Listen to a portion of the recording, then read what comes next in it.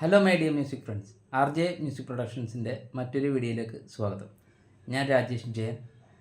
കഴിഞ്ഞ ദിവസം ഞാനൊരു വീഡിയോ ചെയ്തിട്ടുണ്ടായിരുന്നു. അത് ക്വാണ്ടൈസിങ്ങിനെ കുറിച്ചാണ്. അപ്പോൾ ക്യൂബേസിലാണ് ചെയ്തത്.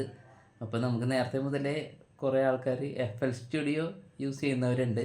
ഞാൻ ആദ്യം FL സ്റ്റുഡിയോ ട്യൂട്ടോറിയൽസാണ് ഏറ്റവും കൂടുതൽ ചെയ്തിരുന്നത്. അപ്പോൾ 2-3 പേര് എൻ്റെ അടുത്ത് FL സ്റ്റുഡിയോയിൽ എങ്ങനെയാണ് ക്വാണ്ടൈസ് ചെയ്യുന്നതെന്നൊന്ന് കാണിച്ചു തരാമോ എന്ന് ചോദിച്ചിട്ടുണ്ടായിരുന്നു. ശരിയാണ്, അതിൻ്റെ സെറ്റിങ്സിൽ ചെറിയ വ്യത്യാസങ്ങളുണ്ട്. ക്യൂബേസ് പോലെ തന്നെ അല്ല.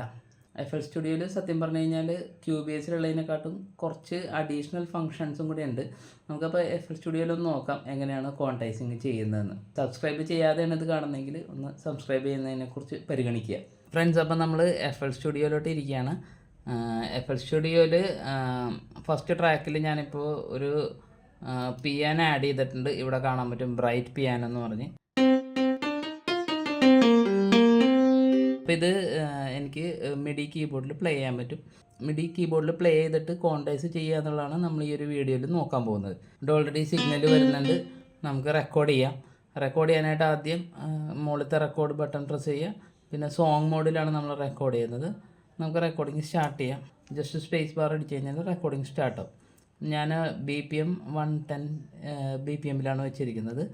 നോക്കാം. ഒരു ചെറിയൊരു തമിഴ് പാട്ട്, പഴയൊരു തമിഴ് പാട്ടുണ്ട്. നമുക്ക് ജസ്റ്റ് ഒന്ന് നോക്കാം.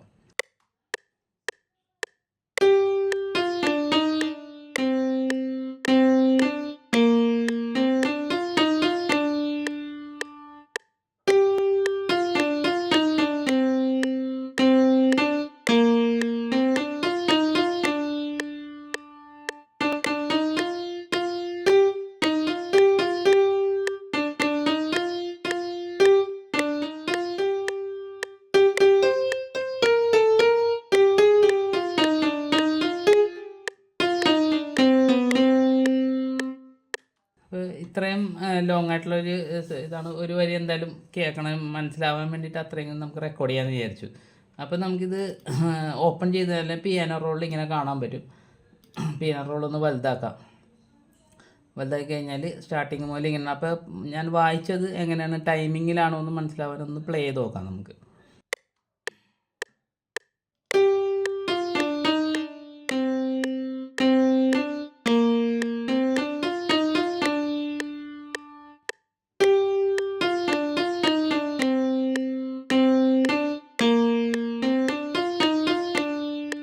അപ്പോൾ ടൈമിങ്ങിൻ്റെ അത്യാവശ്യം നല്ല ഇഷ്യൂസ് ഉണ്ട്. നമുക്ക് അപ്പോൾ ആദ്യം ചെയ്യേണ്ടതെന്ന് വെച്ചാൽ, നമ്മുടെ ഇപ്പോൾ ഒരു ക്ലിക്ക് നമ്മൾ ഓൾറെഡി ഇട്ടിട്ടാണ് റെക്കോർഡ് ചെയ്തത്, മെട്രോണോം ക്ലിക്ക്. ഇവിടെ നിന്നാണ് മെട്രോണോം ആക്ടിവേറ്റ് ചെയ്യുന്നത്, Ctrl M യൂസ് ചെയ്തിട്ട്. അപ്പോൾ ഈ ഒരു മെട്രോണോം ബീറ്റിനോട് സിങ്ക് ആവണം നമുക്ക്.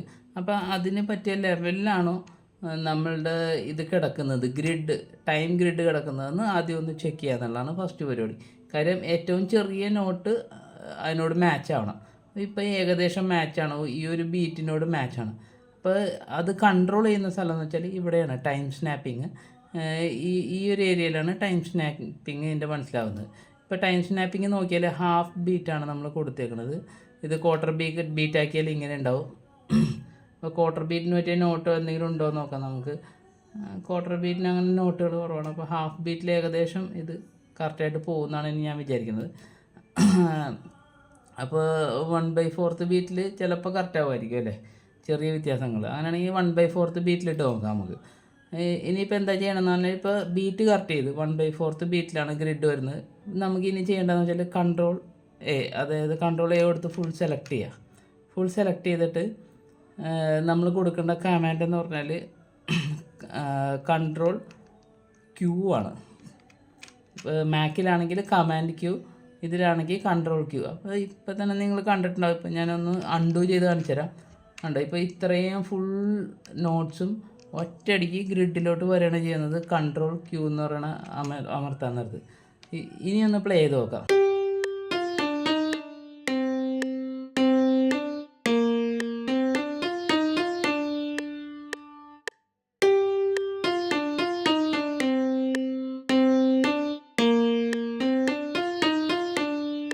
വളരെ സിമ്പിളാണ്. അപ്പോൾ തന്നെ നമുക്ക് ഒറ്റയടിക്ക് തന്നെ കാര്യം സാധിച്ചു. കാര്യം ഞാൻ വായിച്ചപ്പോൾ നല്ല വ്യത്യാസങ്ങളുണ്ടായിരുന്നു. അതൊക്കെ ഒറ്റയടിക്ക് ഒരു Ctrl Q എന്നുള്ളൊരു ബട്ടണിൽ തന്നെ നമുക്ക് കാര്യം നടന്നു.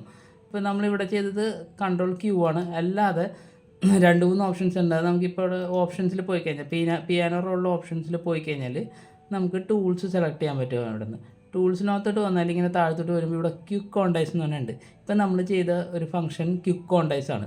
അതായത് കമാൻഡ് ക്യൂ, എൻ്റെ മാക് ആയതുകൊണ്ട് കമാൻഡ് ക്യൂ, വിൻഡോസിലാണെങ്കിൽ കൺട്രോൾ ക്യൂ. അത് കഴിഞ്ഞാൽ ക്വിക്ക് കോണ്ടൈസ് സ്റ്റാർട്ട് ടൈംസ്, അതായത് സ്റ്റാർട്ട് ടൈം മാത്രം മാറ്റുന്ന ഒരു സംഭവമാണ്.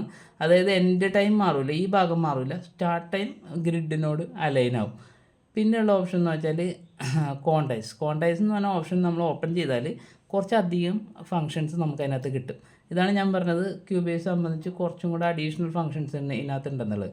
അതിനകത്ത് കുറച്ച് സ്റ്റാർട്ട് ടൈമിന് അലൈൻ ചെയ്യുന്നത് എങ്ങനെ, അങ്ങനെ കുറച്ച് ഡ്യൂറേഷൻ കൺട്രോൾ ചെയ്യുന്നത്, സെൻസിറ്റിവിറ്റി എത്ര വേണമെന്നുള്ള സെൻസിറ്റിവിറ്റി കൺട്രോൾ ചെയ്യാൻ പറ്റും. കൂടാതെ ഇവിടെ നിന്ന് നമുക്ക് ലീവ് ഡ്യൂറേഷൻ, അതായത് എക്സ്ട്രാ ഡ്യൂറേഷൻ കിടക്കുന്നത് അങ്ങനെ തന്നെ വിടുക, കട്ട് ചെയ്യേണ്ട. ലീവ് എൻഡ് ടൈമിനെ കറക്റ്റ് ചെയ്യേണ്ട. ക്വാണ്ടൈസ് ഡ്യൂറേഷൻ, അതായത് ഫുൾ ഡ്യൂറേഷൻ. ഇപ്പോൾ ഒരു ഗ്രിഡ് നമ്മൾ പറഞ്ഞ 1/4 ആണ്, അത് ഫ്രണ്ടും ബാക്കും അഡ്ജസ്റ്റ് ചെയ്യുക. ക്വാണ്ടൈസ് എൻഡ് ടൈം ലാസ്റ്റ് ഭാഗം മാത്രം കറക്റ്റ് ചെയ്യുക. ഇതാണ് ഇത്രയും ഓപ്ഷൻസ് നമുക്കിവിടെ ഉണ്ട്. പോരാതെ നമുക്കിവിടെ പാനിങ്, വെലോസിറ്റി എല്ലാം കൺട്രോൾ ചെയ്യാൻ പറ്റും. ഇതുകൂടാതെ ഒരുപാട് വേറെ പ്രീസെറ്റ്സ് പോലെ ഉണ്ട്. അതാണ് നമ്മൾ ഈ ഒരു ആരോയിൽ ക്ലിക്ക് ചെയ്താൽ കാണാൻ പറ്റുന്നത്. ഡ്രോപ്പ് ഡൗൺ എടുക്കുമ്പോൾ നമുക്ക് കുറേ ഓപ്ഷൻസ് ഇങ്ങനെ കാണാൻ പറ്റും. അതായത് ഒരു ബാറ് പ്രകാരം വേണോ, അല്ലെങ്കിൽ ബീറ്റ് പ്രകാരം വേണോ, അത് നമ്മൾ ഗ്രിഡിനെ പല രീതിയിൽ ഹാഫ് സ്റ്റെപ്പ്.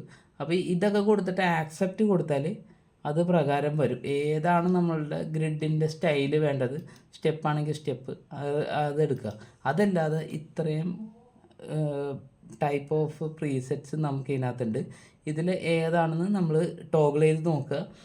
നമുക്ക് യൂസ്ഫുൾ ആയിട്ടുള്ളതാണെങ്കിൽ കണ്ടോ, ഇങ്ങനെ ചേഞ്ച് ചെയ്യുമ്പോൾ ഈ ഗ്രിഡിലാണ് എപ്പോഴും മാറ്റം വന്നുകൊണ്ടിരിക്കുന്നത്. നമ്മൾ എന്ത് ചെയ്താലും ഗ്രിഡിലാണ് മാറ്റം വരുന്നത്. ആക്സെപ്റ്റ് കൊടുത്താൽ ആ പ്രത്യേക തരത്തിലുള്ളത് നമുക്ക് ആക്സെപ്റ്റ് ആയി. ഇപ്പോൾ ബീറ്റിലാണെങ്കിൽ ആക്സെപ്റ്റ് കൊടുത്താൽ എല്ലാം കൂടെ ബീറ്റിലോട്ട് വരും, ബീറ്റ് പ്രകാരം അഡ്ജസ്റ്റ് ആവും. ഇത് അൺഡു ചെയ്യാവുന്നതാണ്. ഈ ഒരു ആക്ഷൻ നമുക്ക് കൺട്രോൾ Z കൊടുക്കുകയാണെങ്കിൽ അൺഡു ചെയ്യാവുന്ന ഒരു ആക്ഷനാണിത്. ഇത്രേ ഉള്ളൂ, വളരെ സിമ്പിളാണ്. നമ്മൾ വായിക്കുന്ന മ്യൂസിക്കുകൾ മിക്കവാറും മിഡി കീബോർഡിൽ പ്ലേ ചെയ്യുമ്പോൾ അങ്ങോട്ടും ഇങ്ങോട്ടൊക്കെ ചേഞ്ചസ് ഉണ്ടാകാൻ ചാൻസ് ഉണ്ട്. ഈ ഒരു സ്റ്റെപ്പ് കൊണ്ട് ഈസി ആയിട്ട് നിങ്ങളുടെ കോഡ് പ്രോഗ്രഷൻസോ അല്ലെങ്കിൽ ഇതേപോലത്തെ നൊട്ടേഷൻസോ ഒക്കെ കറക്റ്റ് ടൈം ഗ്രിഡിലോട്ട് കൊണ്ടുവരാനായിട്ട് ഇതൊരു ഈസി ടൂളാണ്. FL സ്റ്റുഡിയോയിൽ വേറൊരു ഫംഗ്ഷനും കൂടെ ഉണ്ട്. അതായത് നമ്മൾ വായിച്ച് തുടങ്ങുന്നതിന് മുമ്പ് തന്നെ കോണ്ടൻസേഷൻ ഇട്ട് വയ്ക്കാൻ പറ്റും.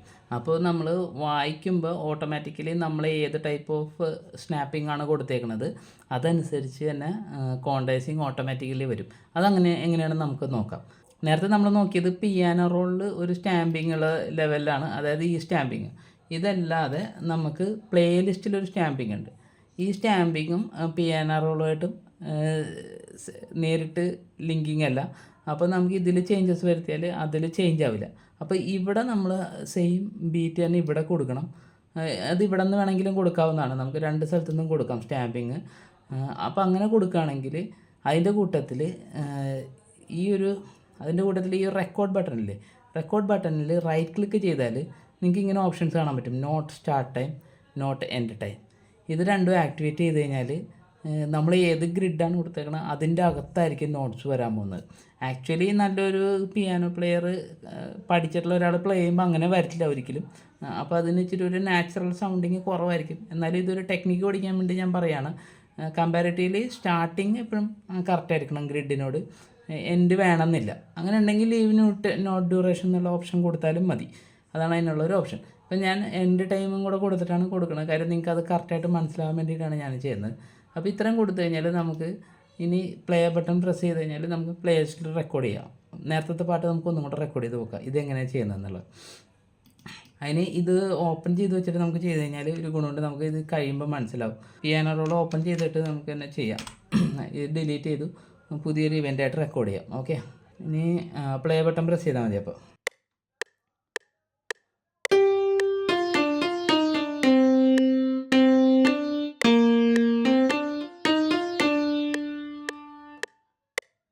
ഞാനിത് നിർത്തി ഞാൻ സ്റ്റോപ്പ് ബട്ടൺ അടിച്ചപ്പോൾ നിങ്ങളൊരു കാര്യം ശ്രദ്ധിച്ചിട്ടുണ്ടാവും, ഓട്ടോമാറ്റിക്കലി ഇതൊരു ടൈം ഗ്രിഡിനോട് അലൈനായി. അതുവരെ ചെറിയൊരു വ്യത്യാസത്തിലായിരുന്നു അത് കിടന്നിരുന്നത്. അപ്പോൾ ഏതാണ് നിയറസ്റ്റ് ഗ്രിഡ് അതിനോട് ഈ ഒരു സംഭവം അലൈനായിട്ട് അതിൻ്റെ ഉള്ളിലാണ് വന്നേക്കണത് കണ്ടോ. ഇതിൻ്റെ സ്റ്റാർട്ടിങ്ങും ഇതിൻ്റെ എൻഡിങ്ങും ഓരോ ഗ്രിഡിൻ്റെ അകത്താണ് വന്നേക്കണത്. ഇത് എക്സ്ട്രാ ഒന്നും പോയിട്ടില്ല. അപ്പോൾ ഇത് ഓൺ ടൈമായിട്ട് നമുക്ക് ലൈവിൽ കിട്ടും. എങ്ങനെയാണ് നമുക്കൊന്നും കൂടെ പ്ലേ ചെയ്ത് നോക്കാം.